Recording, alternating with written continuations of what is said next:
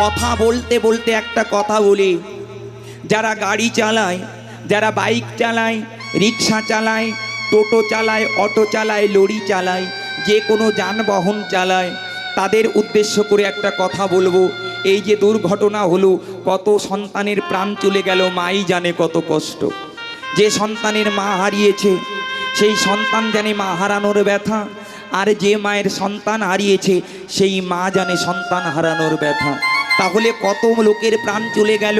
যে সমস্ত বাবারা, দাদারা, ভাইরা গাড়ি চালায়, তাদের উদ্দেশ্য করে আমি বলবো, আপনাদের জীবনে অ্যাক্সিডেন্ট হবে না, আপনাদের জীবনে দুর্ঘটনা হবে না, এই একটি কাজ করলে পারে। আমি কোনো মুখের কথা বলবো না, আমি ভাগবতের কথা বলবো।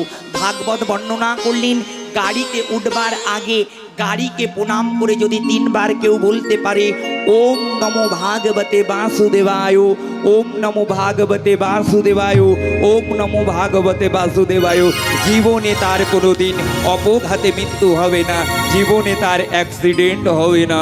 নিতাই গৌর হরি বল, হরি বল, হরি বল। এই কর্মটি করে আপনারা গাড়িতে যান, যেখানে যাবেন আপনাদের কোনো সমস্যা হবে না। মায়েদের চিন্তা থাকে ছেলেরা বাইরে গেলে পারে ছেলে সময় মতো ঘরে আসবে কি না, মায়েদের চিন্তা করবার কোনো দরকার নেই। ও মায়েরা, আপনারা তুলসী তলার একটু মাটি নেবেন, তুলসী তলার একটু মাটি নিয়ে একটু গঙ্গা জল দিয়ে গলিয়ে সন্তানের কপালে টিকা দিয়ে দেবেন, আপনার সন্তানের কোনো বিপদ হবে না। আরেকটি কাজ করবেন, সন্তানের সঙ্গে একটা তুলসী পাতা দিয়ে দেবেন, দেখবেন আপনার সন্তানের বিপদ হতে পারে না। কেন?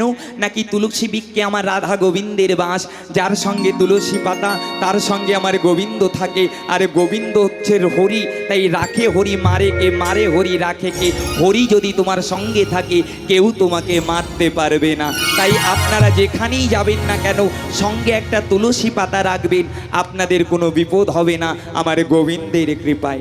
আরও কি করবেন মায়েরা, বাবারা শুনে নেন, আপনারা যখন ঘর থেকে বের হবেন, বাবা যারা ব্যবসা ক্ষেত্রে যাবেন, কর্মক্ষেত্রে যাবেন, আগে ডান পাতা মাটিতে ফেলবেন। ডান পাটা মাটিতে ফেলে যদি কোনো পুরুষ কর্মক্ষেত্রে যায় তার কর্মক্ষেত্রে উন্নতি হয়।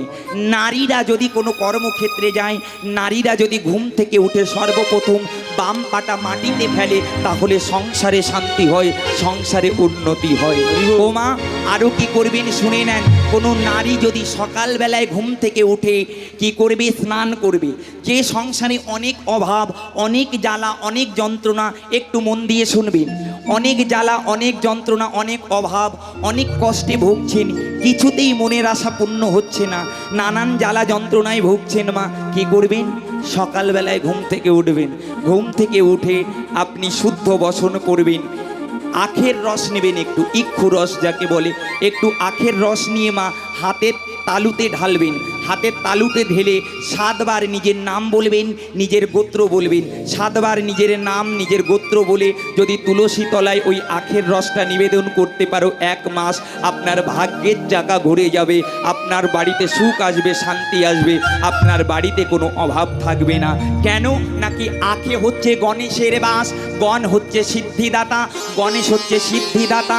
গণেশ যদি কাউকে সিদ্ধি দান করে, লক্ষ্মী সেই বাড়িতে প্রবেশ করে, সেই বাড়িতে আর কোনো অভাব থাকে না।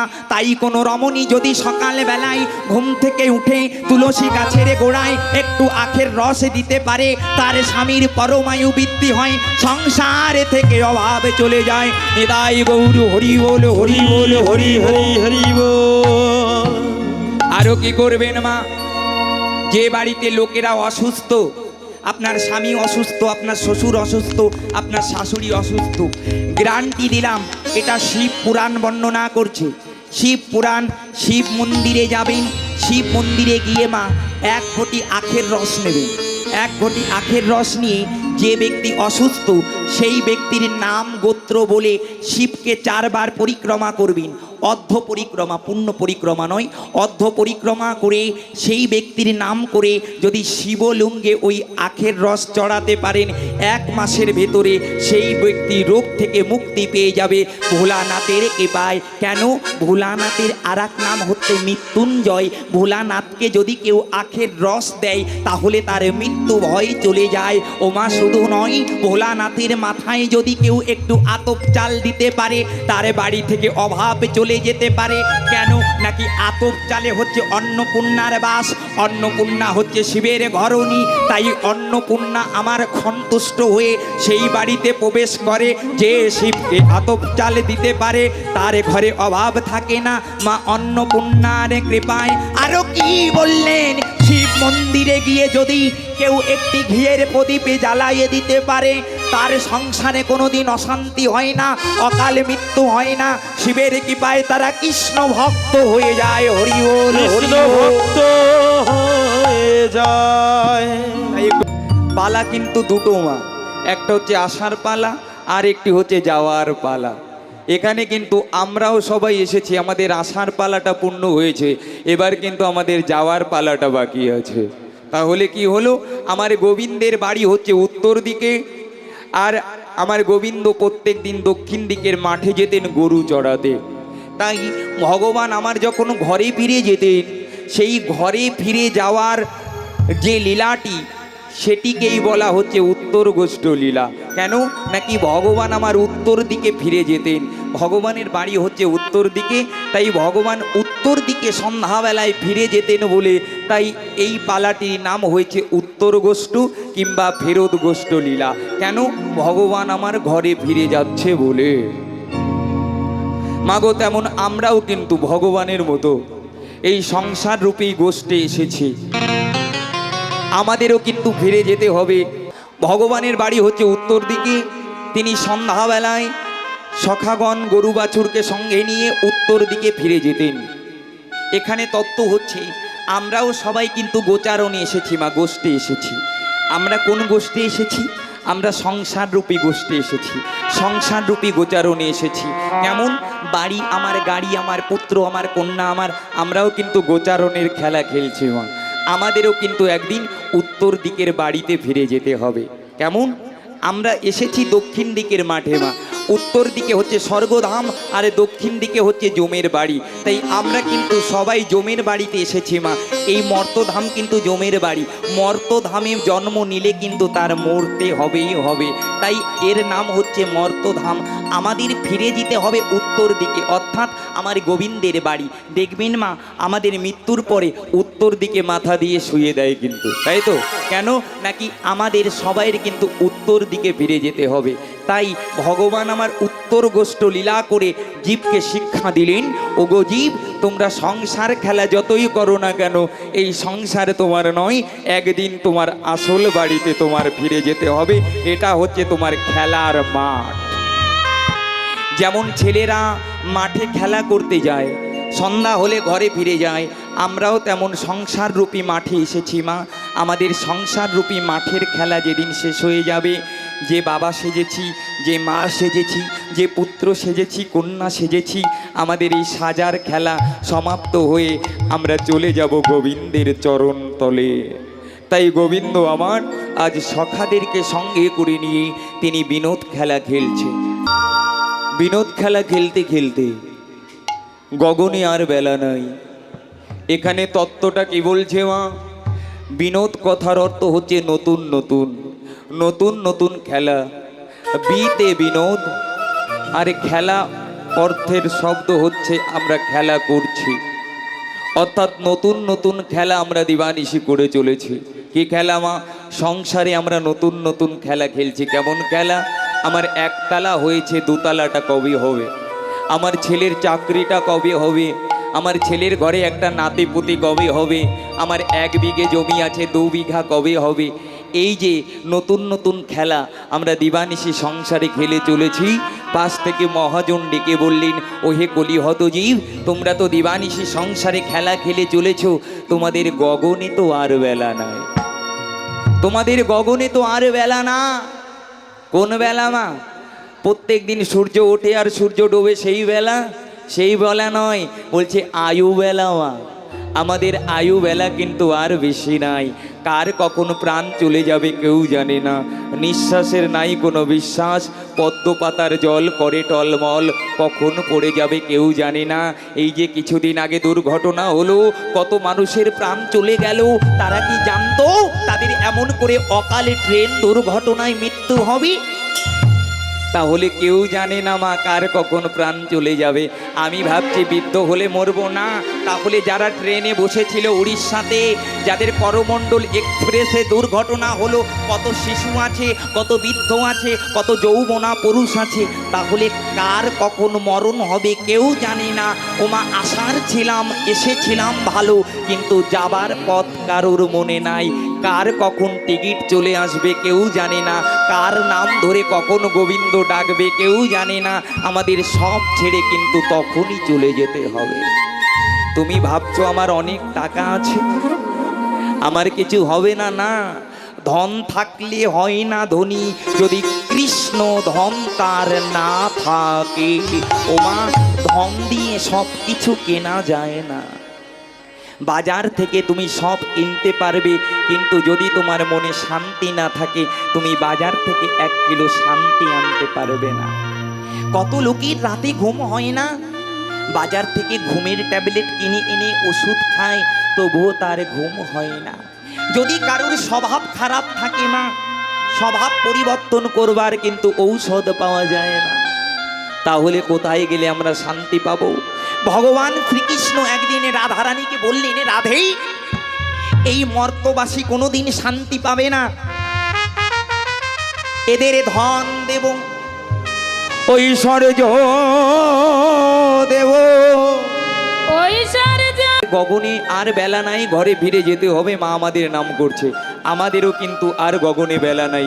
সংসার খেলা খেলতে খেলতে আমাদেরও বেলা চলে গেল, আমাদেরও সংসার খেলা পরিত্যাগ করে গোবিন্দের চরণে যেতে হবে। তাই আমার শ্রীরাম আমার গোবিন্দকে বললেন, ওরে কানাই, আমরা পাল জোড়ো করবো কেমন করে? তোর চাঁদ মুখে বেনু দিয়ে সমস্ত ধেনুকে একত্রিত কর, দেখবি সমস্ত পাল এক জায়গায় হয়ে যাবে। তাই গোবিন্দ আমার কি করেছে দেখুন, ওগো চাঁদ মুখে দিয়া বেনু, নামে লইয়া সব ধেনু।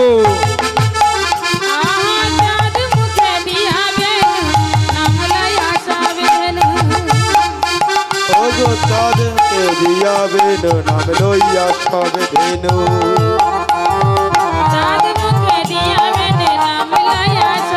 ওগো চাঁদ মুখে দিয়া বেনু, নামে লইয়া সব ধেনু।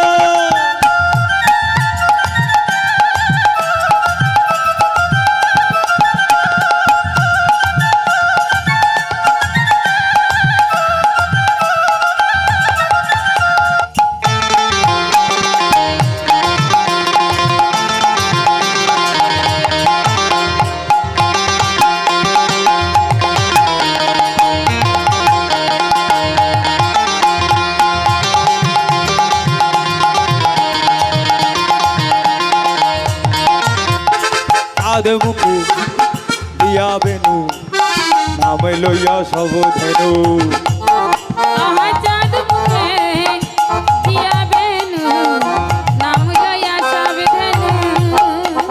ডাকিতে লাগিল উচ্চ স্বরে গো, ডাকিতে লাগিল উচ্চ স্বরে।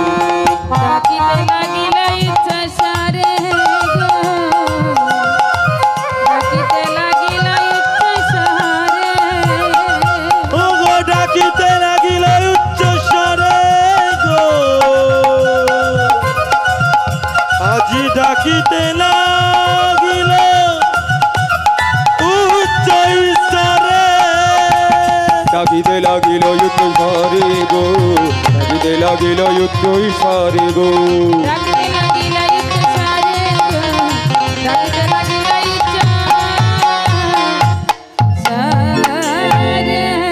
চাঁদ মুখে দিয়া বেনু, নাম লইয়া সব ধেনু, ডাকিতে লাগিল উচ্চ ঈশ্বরে।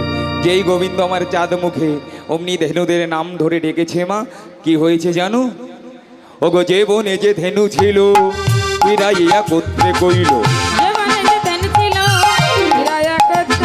যে বনে যে ধেনু ছিল, ফিরাইয়া কোত্রে কইল। যে বনে যে ধেনু ছিল, ফিরাইয়া কোত্রে কইল। লাইলো চালাইলো, চালাইলো গোকুলের মুখে।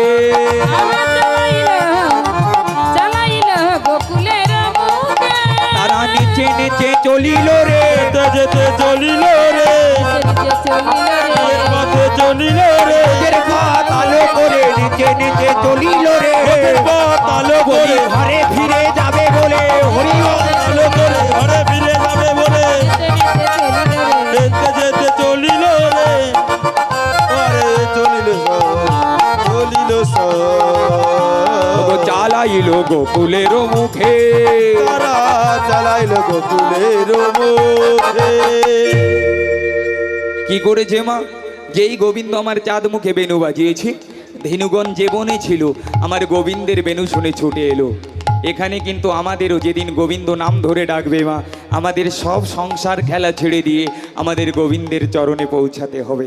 এখন ভাবছি কীর্তন শুনতে যাব না, আমার সংসার চলবে না। আমি যদি কীর্তন শুনতে যাই রান্না করবে কে, সংসারের কাজ করবে কে? ওমা, আবার অনেকে ভাবছে কীর্তন শুনতে গেলে স্বাদের সিরিয়াল মিস হয়ে যাবে। শোনো মা, এখন তুমি সংসারের কাজ হবে না বলে তুমি কীর্তন শুনতে এলে না। যেদিন গোবিন্দের বাঁশি বেজে যাবে সেদিন গোবিন্দকে তুমি বলতে পারবে না, গোবিন্দ তুমি একটু দাঁড়াও, আমার ছেলে আসেনি, ছেলের জন্য রান্না করে ধুয়ে তবেই যাব। তখন কোনো কথা চলবে না, তখনই গোবিন্দ তোমাকে ঘাড়ে ধরে নিয়ে যাবে ভব পারে। নিতাই গৌর হরি বল, হরি বল। তাই যেই গোবিন্দ আমার বেনু বাজিয়েছে, কি হয়েছে দেখুন। ওগো শুনি আকা নুর বেনু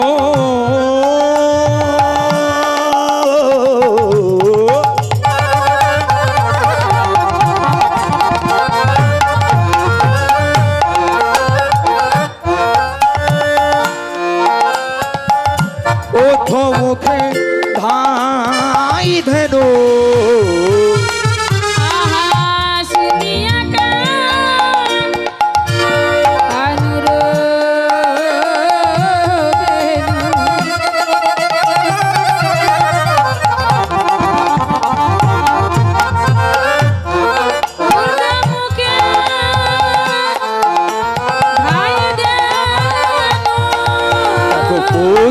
তুলি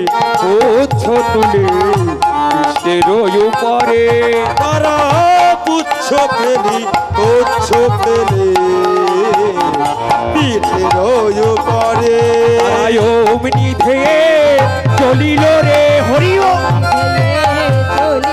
তারা এমনি ধে চলিল রে এ ঘরে ফিরে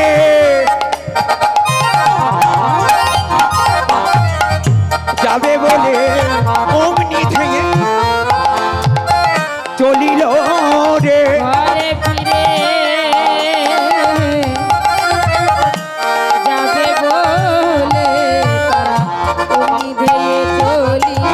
আমার গোবিন্দের ওই বাঁশি শুনে হরিওল হরিওল হরিওল বাঁশি শুনে তারা অমনি ধে চলিল রে চলিল উচ্চ তুলি কিসের উপরে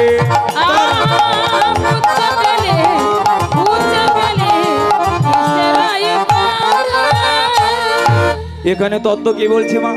শুনিয়া কানুর বেনু ঊর্ধ্বমুখে ধাই ধেনু পুচ্ছ তুলি পৃষ্ঠের উপরে। এখানে তত্ত্ব বলছে যেদিন গোবিন্দ তোমাদের নাম ধরে ডাকবে, এই পুচ্ছ মানে এই পিছনের মায়া, সংসার আমার, বাড়ি আমার, গাড়ি আমার, সব কিছু ফেলে থুয়ে তোমার কৃষ্ণ চরণে ছুটে যেতে হবে। এটাই হচ্ছে আসল তত্ত্ব।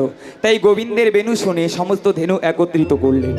এইবার শুধু তাই নয়, আমার গোবিন্দের বেনু শুনে শুধু গাভীগণ একত্রিত হলো না, আরও কারা একত্রিত হয়েছে জানো? যে বনে যে সখাগণ আমার ছিটিয়ে ছিল সমস্ত সখাগণ একত্রিত হলো। এখানে সখা কারামা, যেদিন গোবিন্দের বাঁশি বাজবে আমাদের দেহে ষড়রিপু আছে, কাম ক্রোধ লোভ মোহ মদ মাধুর্য। এই যে ষড়রিপু আমাদের কৃষ্ণ ভজন করতে দেয় না, হরি ভজন করতে দেয় না। এই ষড়রিপু সেদিন এক হয়ে যাবে, আমাদের সঙ্গে সঙ্গে গোবিন্দের চরণে নিবেদন হয়ে যাবে। হরি বল, হরি বল, হরি বল।